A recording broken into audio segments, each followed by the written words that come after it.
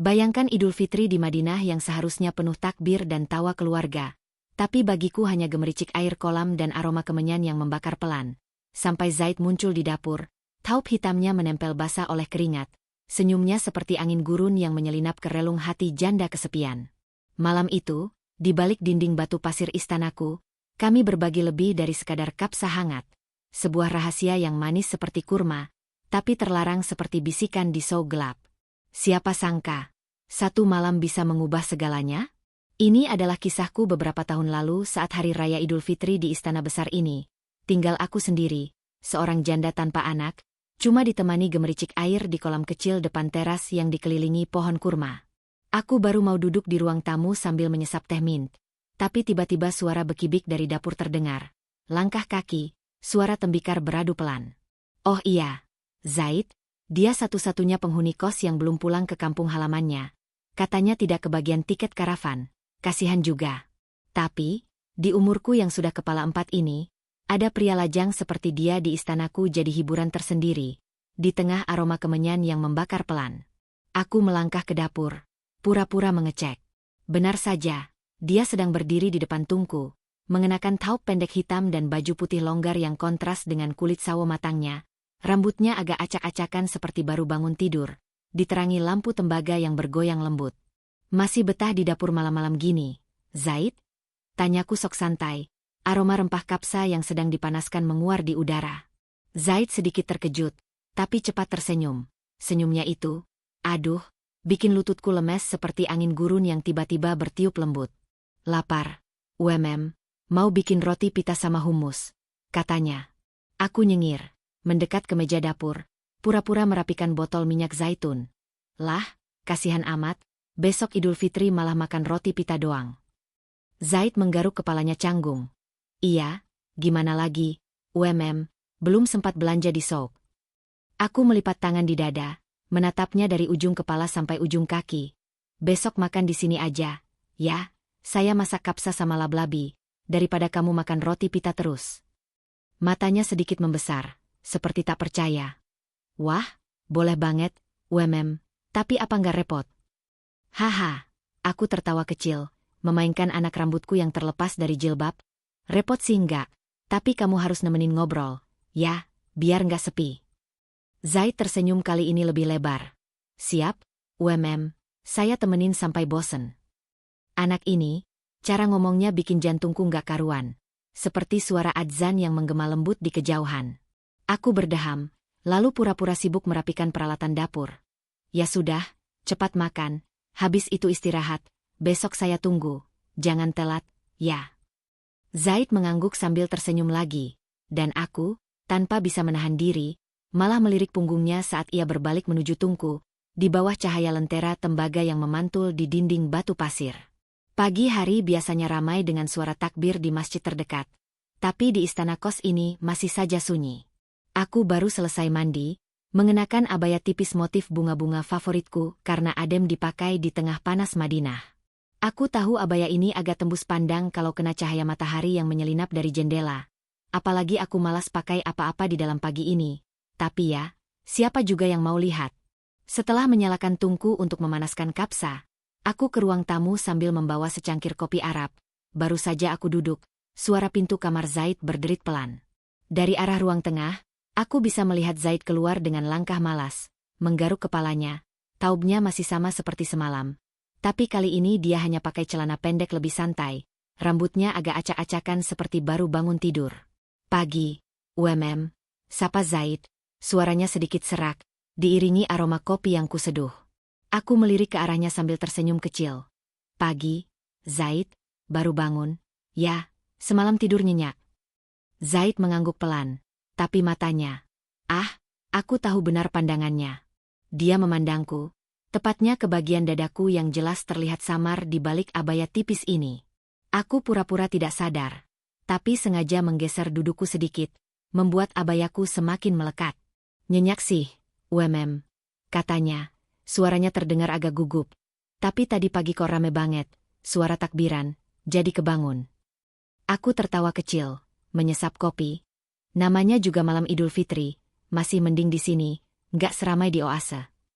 Dia tertawa pelan, Tapi matanya belum lepas dari tubuhku, bisa aku rasakan, meski dia berusaha mencuri pandang. Oh Zaid, dasar anak muda. Saya bantu masak aja deh. Katanya tiba-tiba, mencoba mengalihkan perhatian. Aku berdiri, sengaja bergerak pelan agar abayaku semakin menunjukkan lekuk tubuhku. Nggak usah, Zaid, kamu kan tamu di sini, duduk aja di ruang tamu, nanti saya buatin kopi. Dia menggeleng cepat. Nggak enak, masa saya diam aja, saya bantu aja biar cepat selesai. Aku mendekat ke dapur, tapi tetap mengawasinya dari sudut mata. Saat aku membungkuk mengambil sesuatu di lemari bawah, aku bisa merasakan pandangannya lagi, kali ini lebih lama dari sebelumnya, di tengah aroma rempah yang menguar dari tungku. Aku berbalik cepat, membuatnya sedikit kaget. Zaid, kamu kenapa melamun sih? Tanyaku sambil tersenyum genit. Enggak, enggak melamun kok, jawabnya buru-buru, matanya berusaha menatap ke arah lain. Tapi aku tahu dia kesulitan mengalihkan pandangannya dariku. Aku mendekat, berdiri hanya beberapa langkah darinya. Kalau kamu lapar, makan dulu sana, nanti kapsanya belum siap. Dia mengangguk cepat. Iya, saya ambil kurma aja dulu. Zaid segera berbalik menuju meja makan, dan aku tersenyum kecil, puas dengan reaksi anak muda itu. Hari ini baru saja memulai, tapi aku sudah merasa pagi ini lebih hangat dari biasanya. Seperti mentari gurun yang perlahan naik.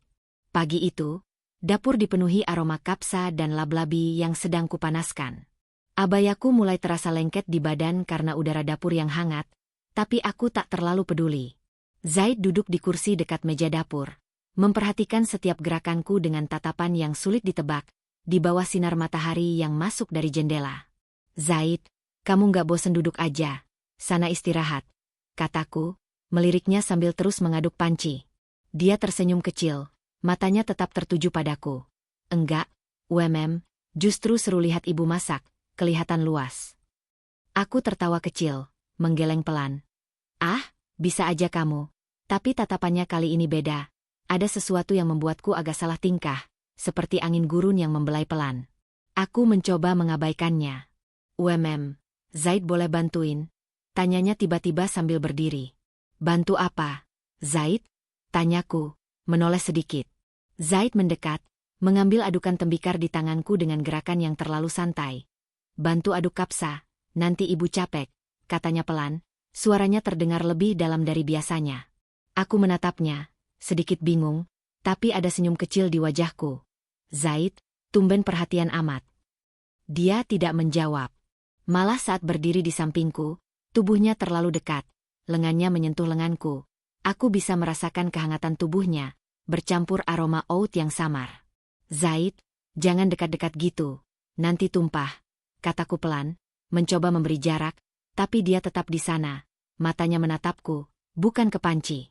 Ibu cantik banget pagi ini, ucapnya pelan, hampir seperti bisikan. Aku terkesiap, jantungku tiba-tiba berdebar. Zaid, jangan bercanda. Ini panas, loh. Aku nggak bercanda, katanya lagi, suaranya makin pelan tapi jelas, tangannya berhenti mengaduk, dan dia berbalik menghadapku. Aku terdiam, nafasku terasa berat, apalagi saat dia menatap mataku begitu dalam. Ini bukan seperti Zaid yang biasanya. Anak ini mulai berani, mulai nekat. Zaid, jangan kayak gini, nggak sopan, tahu, tegurku, berusaha mengembalikan suasana, tapi dia malah tersenyum kecil. Langkahnya maju sedikit, membuat jarak di antara kami semakin tipis. Tapi ibu nggak marah, kan? Ini yang ibu mau, kan? Ucapnya berbisik pelan. Aku tergagap, mencoba mencari kata-kata. Ini nggak benar. Zaid, kamu itu cuma anak kos di sini, nggak boleh. Sebelum aku selesai bicara, tangannya tiba-tiba menyentuh pinggangku, lembut tapi penuh keberanian. Aku terkesiap, tubuhku membeku, nafasku mulai tak teratur. Aku nggak bisa nahan lagi. Ibu bikin aku nggak bisa berpikir jernih, katanya dengan suara serak. Aku menatapnya, kaget sekaligus bingung. Zaid, ini nggak bisa, lepasin tanganmu. Tapi aku tidak bergerak. Aku tahu aku harus menolak, harus mendorongnya menjauh. Tapi entah kenapa tubuhku tetap diam, hanya menatap wajahnya yang begitu dekat, di tengah aroma rempah yang menguar dari tungku. Ibu nggak marah, kan? Nggak apa-apa. Ya, tenang aja. Tanyanya lagi, suaranya hampir seperti bisikan. Aku menelan ludah, mencoba bersikap tegas, mencoba menghempaskan tangannya. Tapi ketika dia semakin mendekat, bibirnya hanya beberapa senti dari wajahku, hatiku mulai goyah. Malam itu terasa begitu indah dan tak terlupakan. Setelah semuanya selesai, aku berbaring di sisinya, kepalaku bersandar di dadanya yang hangat. Kami berbicara dengan suara berbisik, seolah takut ada yang mendengar, meski kami tahu hanya kami berdua di istana ini. Malam nanti kira-kira mau masak apa? Tanyanya tiba-tiba. Aku tersenyum, menatap wajahnya yang terlihat begitu ceria. Terserah kamu, mau makan apa? Kamu mau saya masak spesial? Apapun yang ibu masak pasti enak, katanya sambil mengusap rambutku, di bawah cahaya lentera tembaga. Aku tersenyum lagi, merasa lebih hidup daripada sebelumnya. Sore itu kami tidak hanya berbagi cerita, tapi juga berbagi sesuatu yang lebih dalam. Sesuatu yang mungkin tidak seharusnya terjadi, tapi entah kenapa terasa begitu benar, seperti aroma kurma yang manis di udara. Malam itu, aku dan Zaid memutuskan untuk keluar istana. Rasanya malas sekali memasak setelah sore yang melelahkan tapi menyenangkan. Aku mengambil kunci unta, dan Zaid dengan sigap menawarkan diri untuk menuntun. Biar saya aja, malam ini gantian saya yang layanin ibu, katanya dengan nada menggoda. Aku tersenyum kecil, mengangkat bahu. Ya udah, coba aja, tapi kalau nyasar, jangan salahin aku. Zaid tertawa kecil sambil menyiapkan unta untukku. Kami pun berkeliling Madinah yang tampak sepi setelah Idul Fitri. Jalanan lengang dan hampir semua kedai di Souk tutup. Zaid, kayaknya malam ini kita bakal kelaparan deh, komentarku sambil memandang keluar ke arah gurun yang diterangi bulan. Dia melirikku dengan senyum jahil. Kalau nggak nemu kedai, saya masakin roti pita sama humus aja, gimana? Aku tertawa kecil. Beneran bisa masak kamu? Ledekku. Bisa dong, masa nggak percaya? Balesnya santai. Setelah hampir setengah jam mencari, akhirnya kami menemukan sebuah kedai kecil di sudut Souk. Tempatnya sederhana, hanya ada beberapa bangku kayu, tapi aroma kapsa dan daging panggang membuat perutku langsung keroncongan. Aku semangat memesan 2 porsi kapsa spesial dengan tambahan lab-labi, sementara Zaid hanya mengamati dengan senyum tipis. Kalau lapar, ibu lucu juga. Ya, godanya. Aku mencibir genit. Ya iyalah. Kalau nggak lucu, kamu pasti nggak bakal betah di sini. Kami menikmati kapsa itu sambil ngobrol santai. Rasanya sederhana, tapi suasananya hangat, seperti angin malam yang membelai pelan. Setelah kenyang, Zaid mengajakku berkeliling Madinah. Kami melewati taman oasis, masjid kecil, bahkan berhenti sebentar di tepi wadi untuk menikmati angin malam. Aku membuka jilbabku sedikit, membiarkan udara gurun masuk. Sesekali aku menoleh ke arahnya, dan selalu mendapati dia mencuri pandang. Ada apa? Zaid, kok lihatin aku terus? Tanyaku menggoda. Dia tersenyum kecil, mengalihkan pandangan ke jalan berpasir. Nggak ada apa-apa, saya cuma senang aja bisa begini sama ibu, rasanya beda. Kata-katanya membuatku terdiam sejenak. Aku pun merasakan hal yang sama. Ada sesuatu yang berubah di antara kami, seperti aroma mawar Damaskus yang tersisa di udara. Larut malam, kami kembali ke istana. Saat masuk ke dalam, aku tidak langsung menuju kamarku. Sebaliknya, aku berdiri di depan pintu, menatap Zaid yang tampak ragu untuk kembali ke kamarnya. Zaid, panggilku pelan. Dia menoleh. Iya, Aku menarik nafas dalam-dalam, lalu menarik tangannya dengan lembut. Temenin aku di kamar. Ya, kamu besok mau pulang, kan? Temenin aku dulu malam ini. Zaid terkejut. Tapi dia tidak menolak. Dia mengikutiku masuk ke kamar dengan langkah pelan. Saat pintu tertutup, aku berbalik, menatapnya dengan senyum tipis. Terima kasih udah nemenin aku malam ini, bisikku sebelum dia meraih tanganku dengan hangat. Malam itu terasa begitu berbeda. Zaid, yang biasanya malu-malu dan agak kaku, malam ini berubah. Ada sesuatu dalam caranya memeluk, menyentuh, dan memperlakukanku yang membuatku merasa istimewa. Di tengah aroma oud yang membakar pelan. Dia tidak terburu-buru, tidak hanya sekadar memenuhi gairah, dia membuatku merasa seperti wanita paling berharga di dunia. Saat semuanya selesai, aku berbaring di sampingnya, masih dengan nafas yang sedikit tersengal. Aku melirik ke arah Zaid yang mulai tampak lelah setelah membuatku lemas. Rambutnya acak-acakan, dan dadanya naik turun perlahan. Tapi senyum kecil di wajahnya tak pernah hilang. Aku berbaring miring, memandangi wajahnya yang mulai terpejam. Jari-jariku dengan lembut menyisir rambutnya yang basah oleh keringat, di bawah cahaya bulan yang masuk dari celah jendela. Zaid, panggilku pelan. Dia membuka matanya, setengah menoleh ke arahku dengan senyum tipis. Iya, UMM. Aku menggigit bibir sambil tersenyum. Enggak, cuma manggil aja, kamu kelihatan capek. Dia mengangguk kecil, matanya mulai berat. Iya, capek, tapi senang. Jawabannya membuatku tersenyum lebih lebar. Ada rasa hangat yang menjalar di dadaku, seperti aroma teh mint yang baru diseduh. Aku menyadari malam ini bukan hanya tentang momen fisik. Ini tentang kedekatan yang baru pertama kali kurasakan dengan seseorang. Aku menggeser tubuhku lebih dekat, menyandarkan kepalaku di dadanya, dia melingkarkan lengannya di pundakku, dan aku bisa mendengar detak jantungnya yang perlahan menenangkan. Zaid, panggilku lagi, kali ini lebih pelan. Dia menggumam, matanya hampir tertutup sepenuhnya. Terima kasih, kataku singkat. Dia hanya tersenyum samar, kemudian memejamkan matanya sepenuhnya.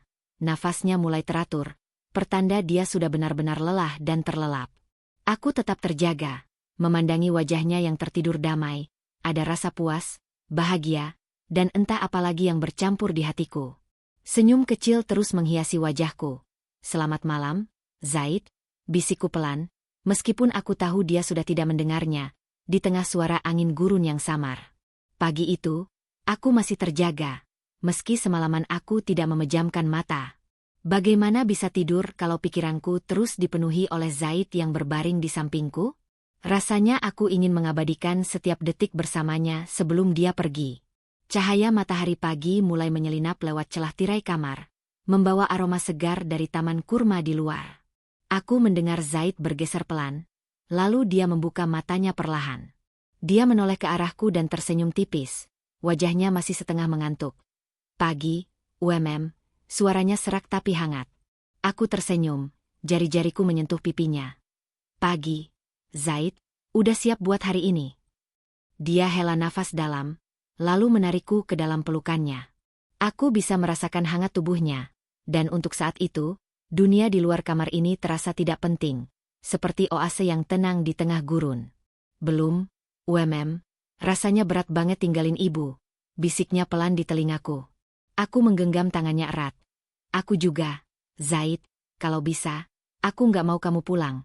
Zaid menatapku dalam, lalu mengecup keningku lembut. Kami berpelukan erat, seolah waktu tidak akan pernah cukup untuk kami berdua. Pelukan itu diikuti dengan momen keintiman terakhir. Sebuah pelepasan rasa yang tidak bisa dibendung lagi, di tengah aroma mawar yang samar. Setelah itu, Zaid bangun lebih dulu untuk mandi. Aku masih duduk di tepi ranjang, memandangi punggungnya saat dia berjalan menuju kamar mandi. Ketika dia selesai, gantian aku yang bersiap-siap. Tak lama kemudian, kami sudah rapi dan siap untuk berangkat ke karavan. Aku menuntun unta dengan diam, sesekali mencuri pandang ke arahnya yang berjalan di sampingku. Rasanya ada yang menyesakkan di dada, tapi aku tidak ingin menunjukkannya. Sampai di tempat keberangkatan karavan, kami turun dengan langkah pelan. Aku gandeng tangannya erat, tidak peduli kalau ada orang yang mungkin memperhatikan.